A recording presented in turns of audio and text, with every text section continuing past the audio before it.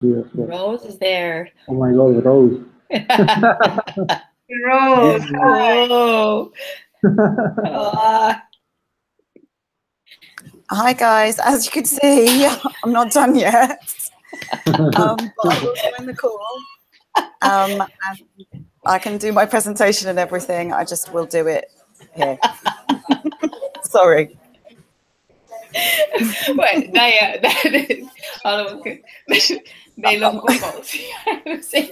my son is here laughing with me. Sorry, Rose. Sorry. Maybe I will turn the video off so that I'm not a distraction. Okay, so now it's on air. There's 6 people in the audience. I think we can basically start. There's some noise from somewhere, I don't know. Is it me?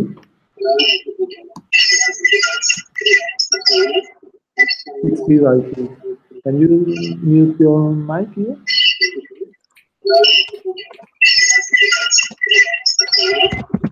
It's you, I think. Can you? I barely hear you.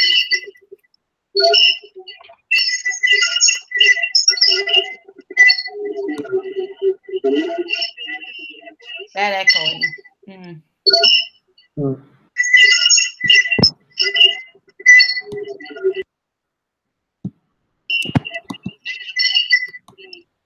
Okay, I think we can start. Do you hear me properly? Yes, now the noise disappears. Okay, so I don't know exactly how many people are out there. In the chat it says 6 people, 7 people now. Whoa. We wanted to update the things that have been happening in the FundAction. The facilitation group has been doing in the last few months in the annual assembly. For anyone out there watching the Hangouts, if you want to participate, you just have to write down in the chat box on the right side of the screen, and then we will read it and answer as soon as possible. We sent via the newsletter an agenda of topics. The first thing is like a coffee. A summary of what's happened with FundAction since the annual assembly, because we have been sharing like updates and everything, but we didn't explain completely all the things that happened. And then we have on the agenda a new round of invites that are opening really soon. Community building, communication, additional criteria for future grant rounds, resist grants, and fundraising. If you have anything else to comment about these topics, feel free to write down any comment there. Hello, Nicola. And I think we can start. About what has happened since the annual assembly. As you know, well, we will say everything, most of the things you will know, but we'll explain it anyway for those who are not up to date. A new facilitation group was decided. The former facilitation group finished right after the annual assembly and after a process of selection the new participants that was carried out between former members of the facilitation group and randomly selected members from the assembly. They decided to continue from the former facilitation group that wanted to continue, and also selected from those who were available to join the facilitation group. So now it's Eva, who is online right now, Ruby, Rose, Neno, Nico, and Fania, and Dana. Today we are just Rose, Eva, and Ruby, and me, but we will be able to explain everything properly, I hope. Apart from that, one of the things that has taken us more time since the annual assembly has been to establishing working groups for the different areas. And the people in the assembly, and then we sent a newsletter. Some people from the assembly joined to the different areas, including communications, community building, fundraising, the legal side of the platform, and decision-making processes in terms of the grants. And the idea was to keep working and to open decision-making from the facilitation group that took place that most or many of the decisions during the first year of existence of FundAction into a more broad and open decision-making organ, let's say. If you want to join to any of the working groups that are currently working, it's not much of an effort. If you have some time to spend on FundAction every month, what you can spend is great. You just have to write an email to contact@fundaction.eu, and we will include you in the Slack channel and in every other place in which the decisions and the debates are taking place. And another update, we received income from a new donor. It's just a small unrestricted grant of 20,000 euros from and the French people in here will want to kill me. Part 2. And then we just around the issue of the renew round, the renew grants. Everything was paid off right now, and we started receiving the reports from the Rethink grantees as well that we have to share in the blog or in the assembly itself. Finally, we started with a writer called Samir Parania. Three different people of the assembly, members of the assembly. And then he prepared, or he's preparing, because it's not finished yet, a report trying to analyze the values of FundAction regarding or related to the actual practice and how different members of the assembly think these values are being put into place through action, let's say. That's basically what the main news from the platform since the annual assembly took place. And then if you don't have any questions, which I didn't check, yes, you are writing down. I know how to write it down as well, but I don't know how to pronounce it. Which means a word. Yes, I also understood. So if you have any questions about the summary that we made, the news, who's reading the mails, contact at, that's the whole certification group have access to the mail. Hello, Christian. So right now, I think those who have access to the mail or who are getting into it like regularly are Nico and me. Anyone has access, all of us, but we are checking it regularly to see if there's something relevant or if there's someone interested in the platform or whatever. Why is that? Did you write an email and it wasn't answered or something? Well, I don't know. Well, you can write it down. Maybe we can move forward to the new round of invites now. And if there's any comment, we can answer it later.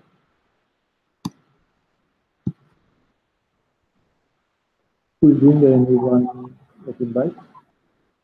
Okay, yeah, we can start. I will, okay, share my screen so you all see this.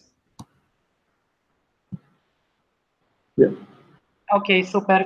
So, hello everyone, I'm Eva, and I'm a new member of facilitation group. I was also nominated to design the invitation process. So we will just go through these several topics in order to get to know more about our members, selection criteria for new invites, process of invitation, the ones that we will get as a members, and another that was expressed via email. Then the technical information, but just very briefly, and then what is our role as members in expanding our community. So thanks to Christian Mies, we had a whole Excel sheet with all members, their sphere of interest, gender balance, and geographical scope. So as you can see, we grew from 30 people in Seville to almost 150 members. Coming from 26 countries. There are several people who didn't fill the data, so we don't know where are they coming from actually. But anyhow, as you can see, Spain is overrepresented. 31 people from Spain, and then France, Germany, and then we have less people from, let's say, Romania, Bulgaria, Slovakia, Eastern Bloc, also northern countries. So we encourage you to bear this in mind when you get the opportunity to invite more people. Also, this Excel sheet is shared with you on the assembly community building the new invite process. So you can get into details with that. The interest of our members, this is mostly made by the first choice of the people. So a lot of them have also different categories within the entrance, but most of them are into human rights and anti-discrimination. And we have less people, almost no one from the digital activism, and 9 people also that didn't share their interest. 161 men and 1 person that declares as others. I think this is due to the criteria that was in the second or third invitation round when we encourage people not to invite white men. So this is why we had this kind of balance, I think. So each member will get opportunity to invite 2 more people. One will be a very grassroots activist that we want to have represented in our community. And another is the person who will add diversity to our group. So you can also check at the website the general criteria and values of FundAction, such as democracy, inclusivity, openness, mutual trust, and respect, and so on. And also the list of members where you can go into details, as I already said.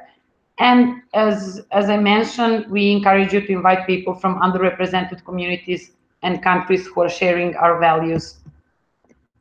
Another thing that happened in this round was the expression of interest via email. So we got around 40 emails from all around Europe, and we put this topic, also the criteria, into discussion at the assembly.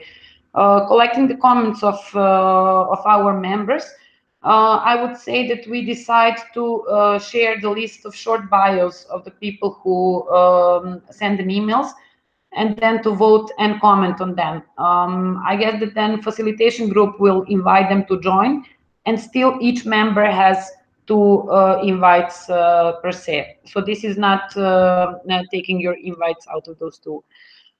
Regarding technical info, you will get in detail email how it functions, but basically it's very simple. So you go to your own account, open user settings, and then you see here there is an invitation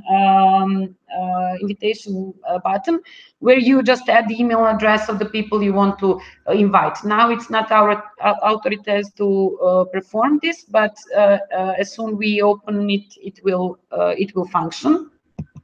And now what is very important to say, it's not only to invite people by sending the emails, but also to explain them who we are and what we are doing here. So first, you should bear in mind the values of the FundAction, then the diversity that we want to achieve, then the communities and the countries, and then explain that it's a collective experiment in participatory grant making, which means that people should know how it works, how the funding process works, how the project proposal works, voting, commenting, and etc. But also to have in mind that this experiment works on the mutual trust and respect, transparency, and democracy. So it was a brief explanation of the new invites process. So if you have any questions, we can start with that.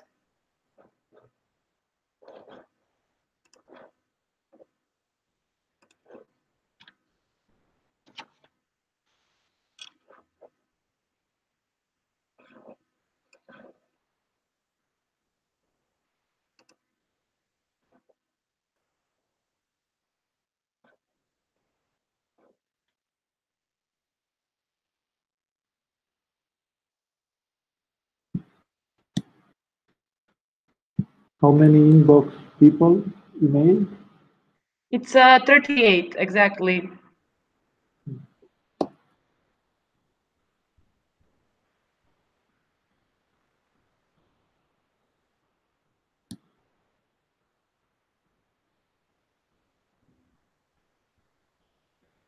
Is there any other question? Don't be shy.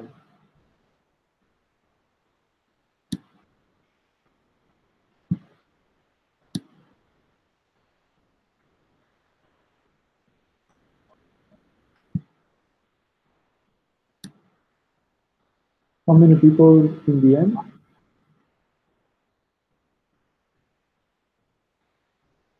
So if everyone gets 2 people to invite, we will go to 450 people.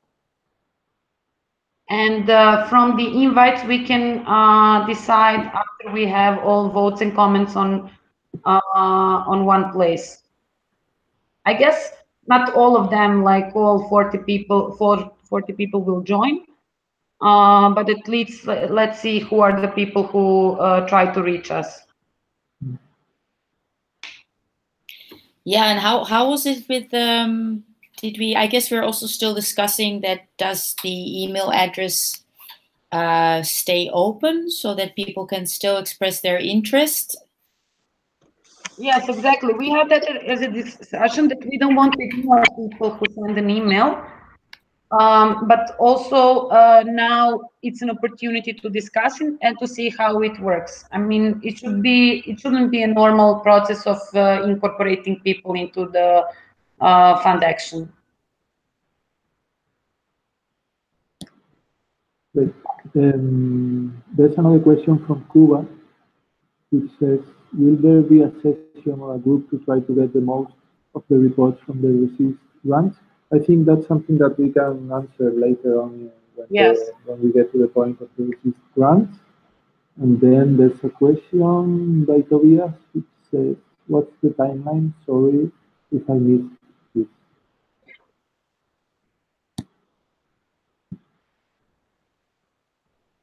For the invites from the inbox, I would say we should have a timeline, at least a few weeks where people can vote and comment. But for the others, we can keep it open as it was the last time.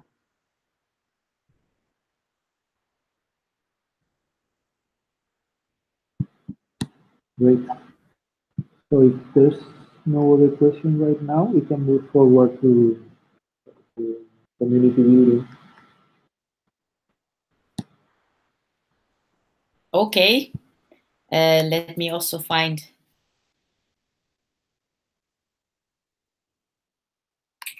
Just a moment. Let me also find my sharing of the slides. I promised to have. Oh, what's happening? Digital art. Something happened. Can you see it? Yes. Yes. Yes. Okay. But you are sorry. You are seeing the first slide. Yes. Yes. Okay. I try to. Hi everybody. So my name is Ruby van der Wecken, and I'm talking here from Helsinki in Finland. So one of them up in the north. Yeah. So with regards to our working area around community building, I mean, this is of course. I mean, it's clear that it's a longer discussion, and we have been discussing together that, of course, we've had our first rounds and we have had our first assembly, but some time has gone by. So it's very clear that the whole issue of like what do we want to do together in FundAction. It's something that that for sure, when there will be again a new grant round coming up and we will again be more interacting with each other, it's logic that then also we'll be more developing ideas about what is it we want to do with our platform beyond the participatory grant making process. But so what I've just done here is just to want to encourage people to in any case keep in mind that we're having this discussion also going on there in Decidim. I think we have taken it so that this will simply remain open, so that over time everybody remains welcome to there on Decidim, where there's a link to this working document, the very same document that I've just broken down here in a few slides. So everybody remains welcome to comment there and to think that, okay, as we move on, what would be the things we would like to do together. And exactly because, well, FundAction of course can be different things. I mean, it's a fun but also community, and it can be about learning together from each other, etc. But so in that work plan, so to speak, there is in some sort of a logic order is wanted to have given there. But I mean, so we took the suggestions that came out of the assembly in April then, and we have listed them in a certain order there. And I have here on this first slide, I have just the kind of more the elements that were mentioned that are more related to giving out more regular info. And I think that we have also, with the facilitation group, we have started with some of the things, like with the newsletter, and that we will also work towards really making the working group spaces on Decidim, to make them places where you can find all the documents, not only the final versions, but also the documents when they were under discussion, simply so that we can really cater to everybody who's joining, to have it an ongoing learning process. And then for instance, one of the things that we should also still see is to have a bit more info of all the members online in the platform, so that also people basically can individually, people can contact each other and grow the process. Here are some further suggestions, a bit bigger suggestions, so to speak. So one of them concerns a discussion forum. Will we at some point, when we have been commenting project proposals, certain topics will be coming up that are keeping many of us busy, and will it be so that perhaps we would want to start up a discussion forum together? It's a question, perhaps also more clear what the answer to that is a bit later. Then during now, when we had the first commenting round also on these proposals, it was the subject of the mapping of the projects and of the work that we all are doing. It was that subject that kind of created the most amount of comments. A few people commented on that. And because of course it's inspiring, and it can be very useful to be mapping all the work that we're doing in our different places and spaces. But then of course there always then comes the issue from, okay, do we then make an own map, or are we going to join an existing mapping process? And I think anybody of us who has been involved with mapping, we know that, okay, at some point it can be thinking that, oh my goodness, another map, and what for? So those are a bit the questions we need to still discuss together. I think that the people that commented so far, there was the idea that somehow there perhaps could be a bit of a hybrid. No, we want to have our own kind of mapping of those systemic change alternatives. That seems, of course, very that seems to be a nice layer of a map that we want to build. But at the same time, we want to strengthen ongoing mapping processes, and we want to interact with them and build synergy. So that so far has been raising some comments. And then there have been some suggestions, which then, of course, that we want to more actively call for people to be putting out perhaps some blog texts about things, and also for us to share more publicly about the projects that, both the ones that have been shortlisted, but also the granted projects, and to then communicate more towards the outside, which at the same time, of course, also is building our community. yeah, and then as what I actually already started with, the whole issue that these are first suggestions, but it remains an ongoing process. As I'm speaking, I am realizing that there is one slide here missing, and that is a pity. That was actually the suggestion that FundAction could also be as a kind of an academy of activists, so that we could really engage with each other in a learning process, learning from each other's mistakes, learning, of course, also from each other's successes, and to exchange in that, and that we could be in different ways, perhaps even put up a database in which we could tell what are our skills and what kind of help do we also need. So to make a living process of learning, and to think how could we on our platform or on a separate space facilitate that. And in light of that, of course, also in light of several other suggestions, the whole space that we will have when we will be having our General Assembly in 2019, of course, will be important. That how can we then, that coming together of, for sure, a good group of members, how can that be fitting in our suggestions and our processes of community building? Yes, so perhaps this simply as an encouragement to for everyone who's at some point gets an idea that would really to see some of these suggestions, or perhaps another suggestion being taken forward to engage with this document and comment there, and so we can see what we could do. I could also imagine that perhaps after the next grant round, we could really commit to see that, okay, what would we now like to facilitate more in our platform, and try to find the technical tools for that. And of course, also they might require some resources, yeah, and see what is possible. So yes, welcome also to join the working group, should this interest you, and if you would like to think more about this this kind of going beyond the grant making process, do join.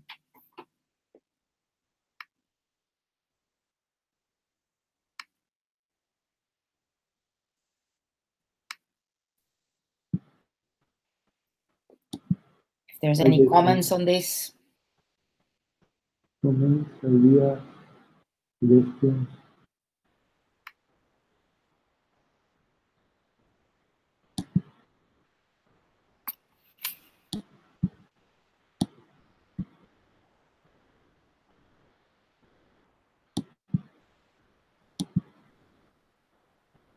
Perhaps something to get back to later. Yes, anyhow, I think some of the things that we have to point out related to the communications of the platform are also related to community building. So I can just briefly update about the communications issues that happened since the annual assembly, and then if anyone has a question, we can answer it regarding community building. About communications, there are two main questions. One of them being, what kind of tools do we need to, or do you think, or the assembly thinks that FundAction should have? We have right now a blog, Medium blog, and then a Twitter account, and then we have the newsletter as well, but the newsletter is for internal communication. And then the other question, which is more related to the community building group, what kind of tools do you think are useful for communicating with each other, apart from the platform itself? Do you think the newsletter that we are sending is useful? Do you think it would be better a Telegram group, for example? Do you think it would be better to have a, I don't know, a Facebook page? And this kind of things. So these are the main two questions that we had. And later on, we had some proposals, like in terms of content, basically. One of them being developing friendly instructions for new members, which is something that we heard a lot in the annual assembly, and then at some point later, like having some graphic or short video or something like that that explains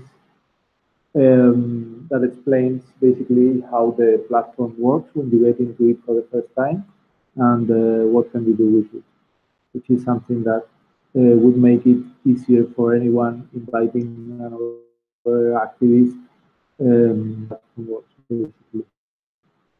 We take care of points so they are going to the facilitation group. So there's a Google Doc I can share later on because my computer is a bit slow, which has all the tools and the spaces in which FundAction is working, but it's basically the Medium blog, the user account, and then the platform itself. The intention is basically to try to have all that's happening in FundAction within the platform that's already designed, but at the same time being able to adapt to what activists in the platform are constantly using. Then another idea was to develop in a collective calendar, in which you have like two different kind of contents. One of them being a calendar, basically, of the rethink grants, the dates for opening the receipts grants, and these kind of things, the annual assembly of the next year and the coming years, and then having a space for anyone in the platform to add any activity that they think is interesting for any other member. So these are basically the ideas that were proposed in the assembly and then debated in the debates, the platform, and we have to carry with them in the working group. I don't know if you have.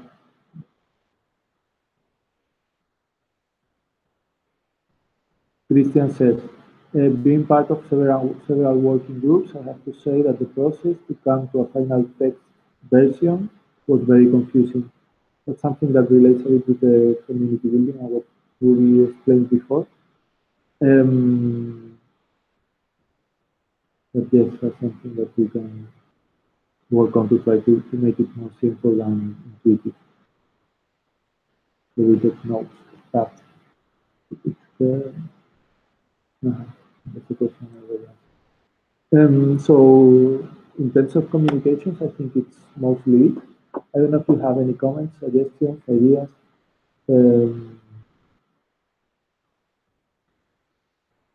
Whatever. Say something. Sharing a link.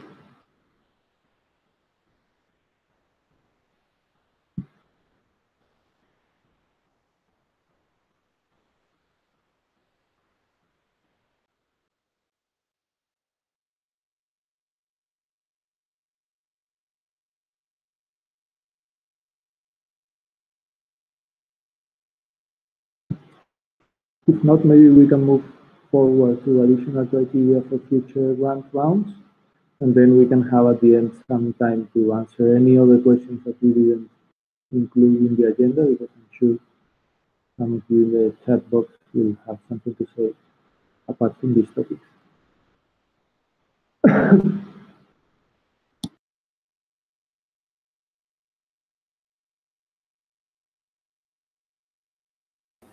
Hey, hi everyone. I'm doing it's Rose here. I'm doing the criteria for additional grants rounds. Okay, can you see my screen? Great. Okay, unfortunately, unlike Eva, I didn't make some beautiful looking presentation. Sorry about that. But basically, I've just outlined the background and the next steps.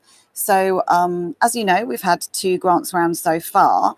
And what we tried to do with Renew was to use a lot of the feedback that we got for Rethink to help with the Renew grants process, which is why we added some new questions, etc. But then there was an actual survey on both grants rounds and a conversation at the annual assembly which has been used to propose new future criteria for future grants round, which was discussed at the process design working group and then put on the platform for the debate. So the intention is the next round of We Think grants we were hoping will open on the 1st of October. And so hopefully what we've come up with from the debates will inform the We Think grants opening in October, but also future Renew grant rounds and depending, and I'll get to this, Resist as well. Okay, so you probably saw on the discussion on the platform that there was like a range of different ideas that were proposed at the annual assembly and elsewhere, and some of these were like relatively simple, like as you can see here, D, number of votes, just increasing the number of votes. That's not like a particularly complicated thing to do, but having things like minimum level of participation from members and like categories for proposals is just a bit more complicated and perhaps a little bit more contentious. So one of the challenges was, and perhaps this was because the process design working group had already, had discussions about this, and people felt that they'd already inputted at the annual assembly and via the surveys, is that there wasn't a great deal of debate on the platform. In fact, the only people that commented were all facilitation group members. So I think, basically, in summary, although there's the idea of having different categories like climate or racial justice or whatever is supported insofar as that we want to have make sure that everything, lots of different areas are being funded. There's also a sense that if we are too strict about this, it's going to restrict us, but also it kind of undermines the intention for us to be thinking about solidarity and movement building and cross-sectoral working. And so one suggestion is that we could tag each of the applications so that we can organize and analyze and make sure that we're funding a good range of stuff. And just to say that when new proposals were being reviewed by the peer-to-peer panel, the sort of range of activities range of like issues was something that they took into account. So I think this is sort of informally happening in some ways anyway. And so perhaps if we work out ways to tag things, then this is something that we can sort of monitor, and if necessary, we can change and adjust. One of the ideas was that proposals that went in previous rounds would just automatically go through to next rounds. But I think people felt that this wasn't a good default mode, in part because we just end up with loads and loads and loads of proposals, but also, some things are time sensitive. And so it doesn't necessarily make sense to just automatically put them through again for the next grant round if it's like a year later or something. But there's no reason why people can't reapply with the same thing. And in fact, that would be quite good because maybe they could incorporate feedback that they got from previous rounds. And then, as I just mentioned, there are sort of relatively easy criteria, such as giving people more votes. And so these can be adopted. But when it comes to how we would encourage minimum participation, I think there needs to be a broader conversation about that, because that's not something that was addressed in on the platform. So next steps. Obviously, as with all the other debates, the working group that's sort of responsible for this area can go back and sort of finalise all of this. But when it comes to the future grant round, we think, which is hopefully opening on at the beginning of October, we can start putting these new criteria and new things into practice straight away. And so some of that we can test out. So if we decide, okay, well, let's see if we can do a minimum participation of members, then we can test that out during the We Think round. And then Renew, which is obviously already a lot more complicated because of things like the peer review panel and stuff like that, and what is systemic change. We can use the kind of learnings from the We Think to inform Renew. And then on Resist, I haven't prepared a separate proposal for Resist because it wasn't really a formal debate anyway. It wasn't something that we wanted to kind of get feedback on. We weren't presenting anything. It was really just opening up the conversation, because Resist is going to be quite complicated because the intentions and the ambitions of having sort of a rapid response, urgent action grant for members and non-members, there's just loads of elements of this that complicate it compared to Rethink and Renew. So, for example, opening it up to non-members may mean that we get tons and tons and tons of applications just coming in constantly. And how do we deal with that?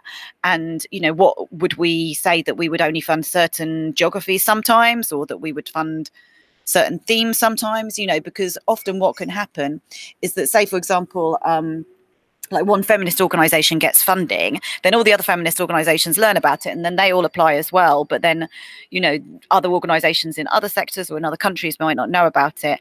And so we need to find a way of managing the flow of applications if we're opening up to non-members, which is what we want to do. But we also need to find a way of making it like a rapid process. And our ambition was for it to be really rapid, like a couple of days. But even if we do it in a couple of even if we do it in a couple of weeks, the balance between making a participatory process that is also like rapid response is going to be pretty tricky. And so, as you can see, like from my my screen, we've got all the feedback is being sort of copied and processed into the put into a document so that we can sort of process these things. So I'm not going to go in further into Resist, because there are legal elements, there are like financial elements, there are lots of other things we need to consider as well. Oh, confidentiality was another one. Like, how do we ensure security and privacy and confidentiality? How do we fund individuals or unregistered organizations? Because at the moment, it's not impossible. We can definitely do it. It's just more challenging than funding registered organizations, which is what we're doing at the moment. And again, how do we do that in a rapid way? So there are lots of ambitions for Resist, but there are also lots of hurdles that we need to overcome. And so I think this is something that the facilitation group and the process design working group need to like sort of really take a step back and go through. And the legal working group as well is going to be really, really key in helping us move this one forward. Yeah, okay, I'll pause there. Does anyone have any questions? And yeah. Oh, and so I did try and insert the actual link to the document, the grants criteria document, but for some reason it says that I wasn't able to add that. But I can circulate that later if that's helpful. Maybe Lucas, actually, if I send that to you now, can you add that to the YouTube channel? I've just put it in the Google Hangouts channel chat. So yeah, that was lots and lots of very quick talking. Sorry. Does anyone have any thoughts or any questions?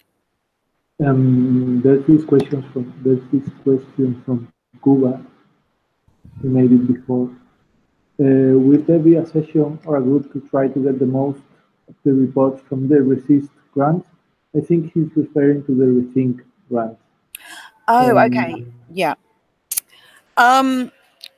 Do you know what? This is something that we did design a reporting kind of.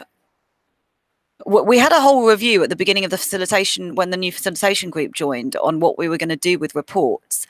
And it's something that kind of fell by the wayside a little bit when we set all the working groups coming up, setting the working groups up. But the intention was for us to separate the kind of purely financial legal requirements that we're asking people for from the learning, the communications, the kind of peer-to-peer sharing stuff, and that stuff. So the legal financial stuff, which Tobias and Edge Funders Alliance have got to have for their purposes, at the moment has gone. You know, I think hopefully that's all been relatively clear and satisfied. And then when it comes to how we're going to do peer learning, how we're going to do sharing, I think that was something that we were hoping that the information would be put together in a relatively accessible way, which then the communications working group could use as blogs, and then the fundraising working group could also use for sort of raising awareness for your new donors. But this is like an intention or ambition at the moment. It's not something that we've actively managed to put into practice, but we have got all these like fantastic reports. So we do need to like basically work out what to do with them. And I think this is something that we need to kind of perhaps prioritize once the next, as soon as possible, basically. Yeah. So basically there is a process. That we did discuss it quite a lot. We just haven't got round to implementing it. Any other questions?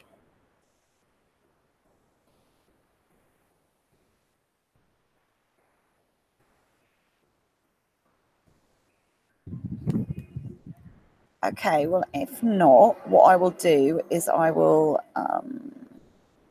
get this one and move on to the fundraising for FundAction. And Lucas, I'll share that. Oh, shite. Sorry, that was the wrong link somehow. Balls, where am I? Too many things open. Share.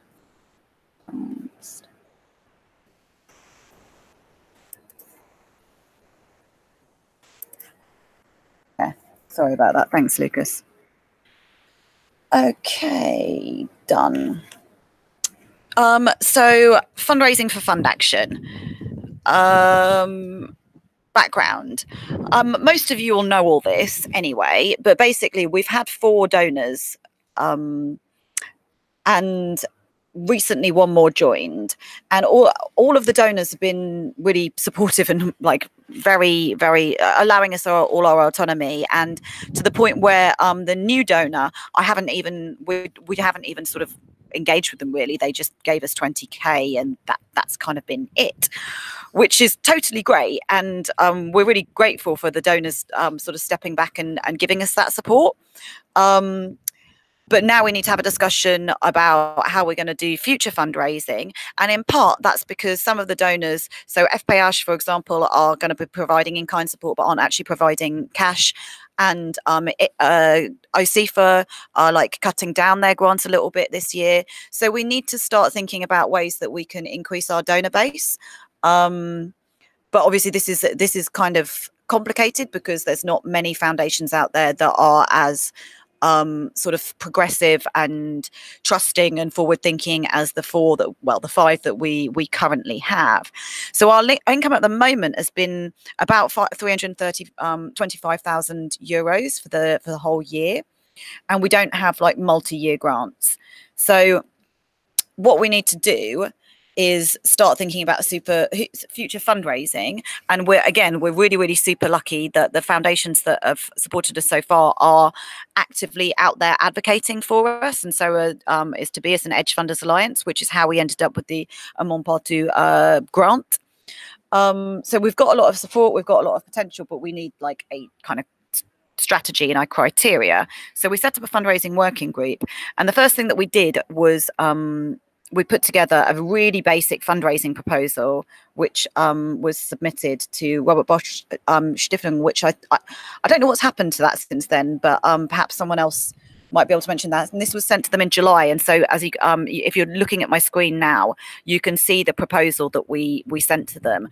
It really wasn't very detailed. It sort of just said, this is what we've done and this is what we hope to do. But one question it did raise in the fundraising working group was, we're saying we want to do, these are our future priorities, like expand our digital architecture and do new grants and do outreach. But we kind of just made this up. It wasn't like, this wasn't like a strategic thought through thing. And as you can see, it's like literally just a couple of sentences. So we need to have a more thoughtful way of doing fundraising. So the start of that was the ethical fundraising criteria debate, which was what was on the platform. And there were 2 things that were of particular importance here. And one was when we get new donors, like Amont Partout, is it enough that we know that they're not like, you know, evil corporations, or do we actively want them to like sign up to and share our values, etc., etc.? And then the other thing was what I'm calling restrictions. Like if a donor says that they only want to fund climate, will we still take their money? And if so, how will we manage that? And I prepared a document called Pros and Cons of Restricted Fundraising, because I know that a lot of people aren't necessarily familiar with what it means to have restricted funding. And there's a link to it in the PowerPoint presentation here. And yeah, we got some feedback on the debate on the platform. Unfortunately, most of it was from a donor representative who was obviously also a fabulous activist in her own right. But we didn't. There wasn't a great deal of discussion about it. But in short, it seems that we're not too bothered about making sure that donors are doing some good in the world, as long as it's it's fine to do what they call negative screening, so just making sure that they're not doing bad things in the world. But one thing is that they do have to sign up to all of our values in terms of non-interference and autonomy, etc. And so we just need to make that more clear in the ethical fundraising criteria document, because at the moment it's a little bit it's quite long-winded. It's quite a long document. And then in terms of restrictions, people reacted quite positively to this and felt as though this is actually something that we're not too scared of. And so as long as, again, the donors sign up to our values, it's fine for them to say, we only want to fund climate stuff. Because in potentially it could be an opportunity to expose them to like a more systemic change approach, or approach that's more intersectional, to understand how, for example, like racial justice issues are linked to climate justice issues, or whatever the case may be. Obviously, this is like an intention, and this is something that the ethical criteria outlines quite nicely, but how it works in practice is going to be quite different. So the next steps are, we need to change the ethical fundraising criteria document around a bit, just so it's we have a one-pager that's really clear. This is what we're about. This is what our values are. This is who we will work with, and this is who we won't work with. And I don't think that that's too controversial. And then the next step is going to be making sure that the future fundraising kind of tests that out. And so I think there's been a foundation that works on climate that has expressed an interest in FundAction. And so that will be the first opportunity for us to kind of test the criteria. So if they say, for example, oh yeah, we really want to give FundAction like 50k, but we only want to fund climate stuff, will we take that and then run around that is mainly on climate stuff? Or will we say, yeah, so we will test that out basically there. I'm going to pause there and see if anyone's got any questions, because I've gone over time a bit. Sorry. Where are we?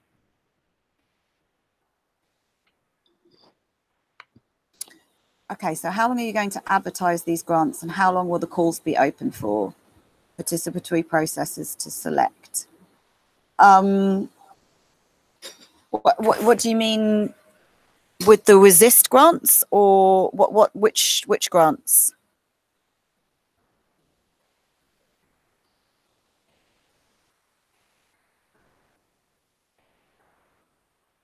Okay, so in terms of how we're going to advertise the resist grants, to be perfectly honest, we have no idea yet. We haven't thought about.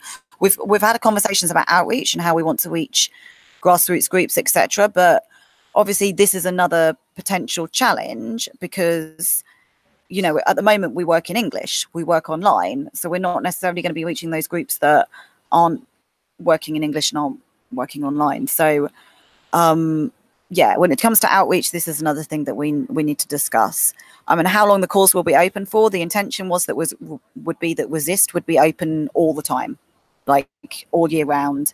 It would just be ongoing, which is again another challenge, because then how do we end up with, what happens if we end up with 400 people applying every single day? So yeah, those are two really, really good challenging questions. Does anyone have any questions on the fundraising or anything?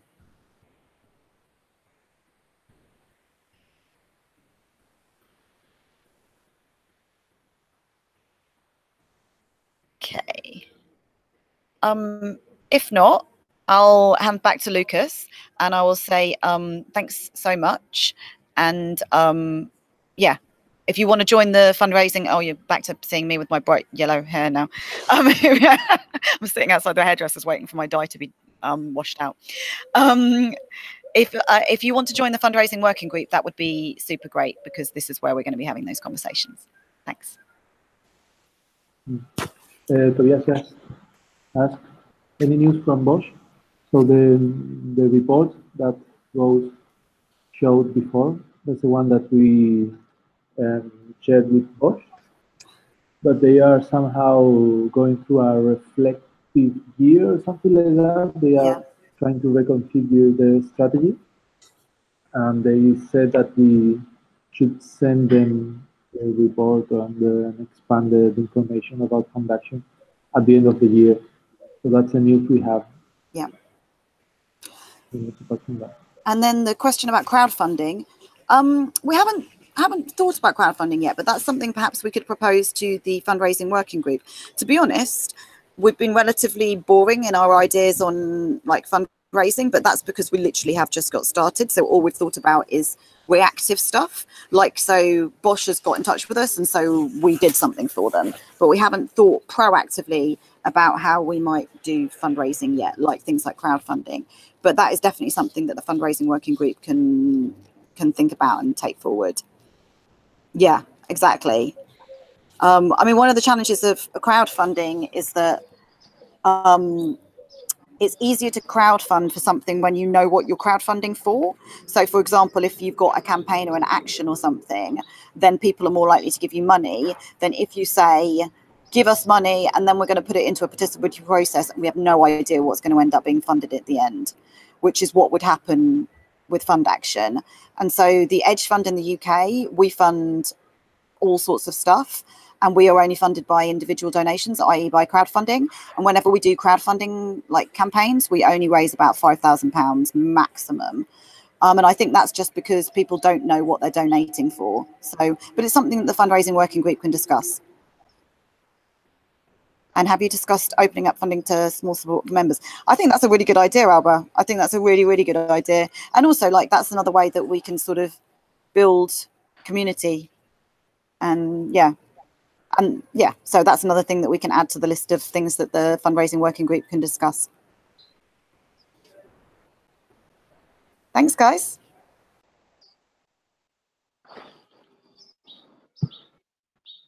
Okay.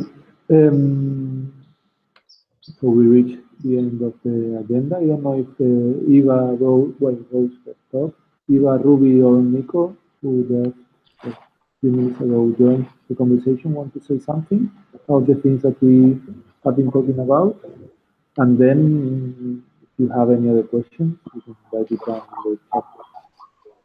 Non-related to anything that we talked about, general questions or things that we forgot to share.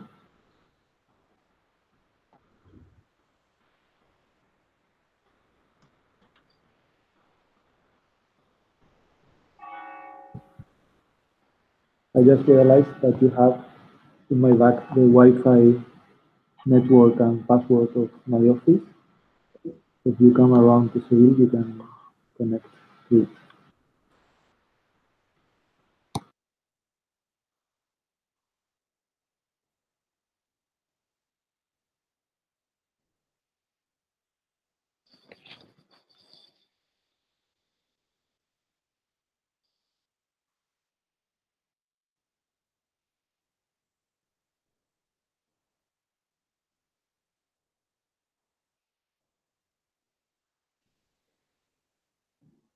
Well, perhaps nothing to add so explicitly, but perhaps just to say to the comment about that the process has perhaps been a bit complicated. That of course it was also a learning with regards to how do we deal with our working groups, calling it together, and then coming to Decidim, and how do the things work there. So yeah, I can imagine that that it felt a bit of an adventure in that sense, but yeah, learned a lot from this first process, so to speak. And I think that now also with the working group, I mean, each of our working groups, I suppose, can now discuss on how did it go, and how can we in the future now learning from this, how can we make it an easier process for everybody, and yeah, so that things can go a bit easier. Yeah,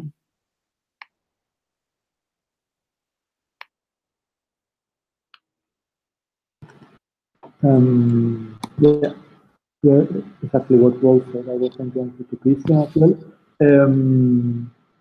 That's something that is on Anna's group, at the point that she moved recently to Sheffield. So She's trying to adapt to the new situation. I already checked it and I logged in, and I think it's a great tool for us to use for the assembly.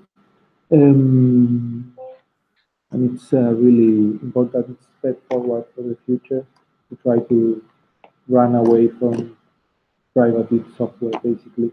So as soon as Anna comes back, we will take it back and answer you properly and try to move things forward.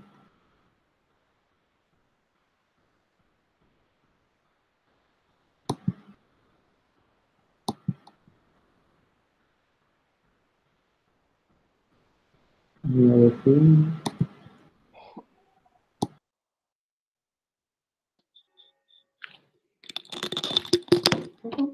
Ça va? Ouais. Et toi? Ouais, ça va. Est-ce que tu as une enveloppe? Ouais. Je fais 20 € à Amélie, je vais aller dans sa boîte. Tu vas aller chez elle? Hein? Oui, mais je vais aller dans sa boîte. I completely agree with what Rodrika just said. Just to add, thinking that maybe FundAction is not necessarily about money support, so that it's possible in future to add other means of support. Completely agree with the idea, and I think one of the things that we forgot to share is that in the coming months we are trying to invest a bit of time to improve the platform, technically speaking, to try to add new features. We didn't decide or check in depth what are the things that can be improved from the decision platform from Barcelona en Comú.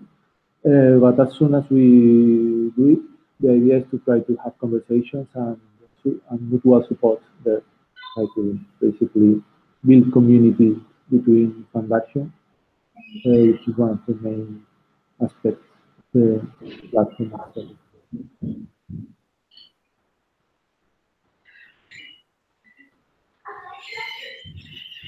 Yeah. Yeah.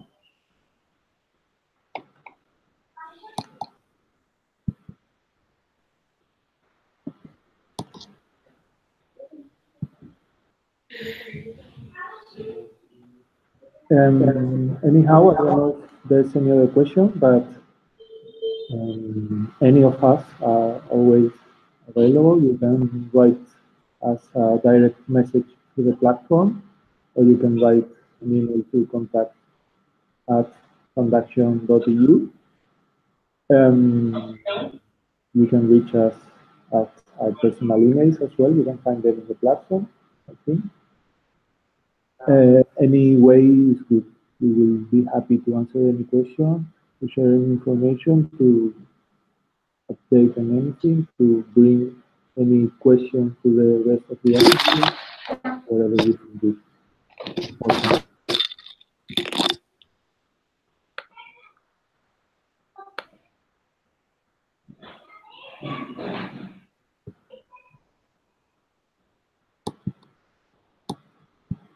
So we can count to 10 or something like that and wait if there's any question, and then stop the hangout or something like that. I don't know how to finish it.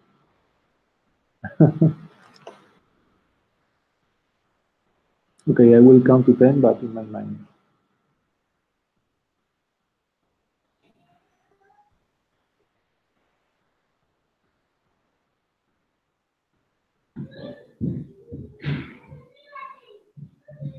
Did we finish then? There's no other question?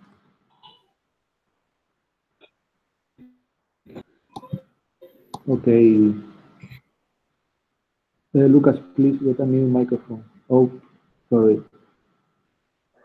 I agree. All right. All right. I didn't know that. No further question. Okay. What's the next step? In general, I don't know how to answer that. Like, what's the next step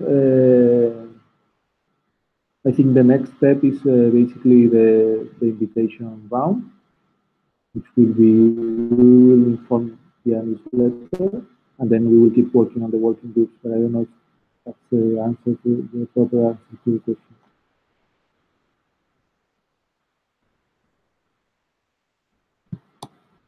I think we can leave now, right?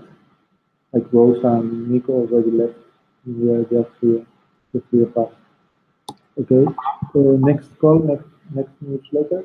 We will send. I think at the by the end of this week, we will send a newsletter with this video and with the questions and the ideas that were shared here.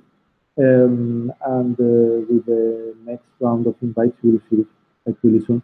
But I think we can keep working on the working groups and then decide or talk about it if you are in a free of time.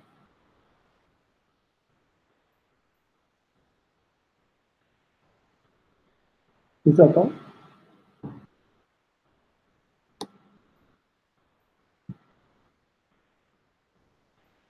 Bye-bye. Thank you, everyone. Thank you. Thank you. Very useful. Bye.